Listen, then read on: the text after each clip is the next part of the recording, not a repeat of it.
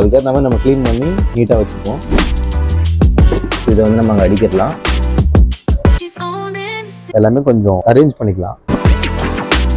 Arrange பண்ணாதான் நமக்கு என்னென்ன பொருள் இருக்கு இல்லைன்னு சொல்லிட்டு நம்ம நெக்ஸ்ட் டைம் வாங்கிட்டு வர முடியும். கடை ரோட் சைடு இருக்கிறதுனால ரொம்ப டஸ்ட் அடிக்குது. க்ளீன் பண்ணி நீட்டாக வச்சுப்போம். இந்த ஒரே மாதிரி தெரியுது பார்த்தீங்களா, இதெல்லாம் தான் அந்த அட்ராக்ஷன். கடை நீட்டாக இருக்குப்பா. தூரத்துல இருந்து பார்த்தோன்னா ஒரு ஃப்ராக்ஷன் ஆஃப் செகண்ட் இந்த கடை நல்லா இருக்கு.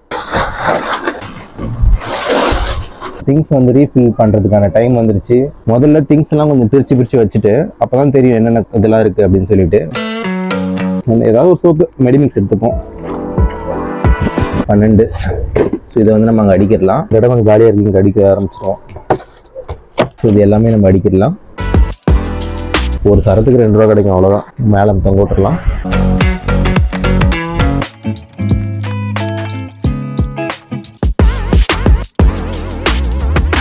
பக்காவாக அடுக்கியாச்சு.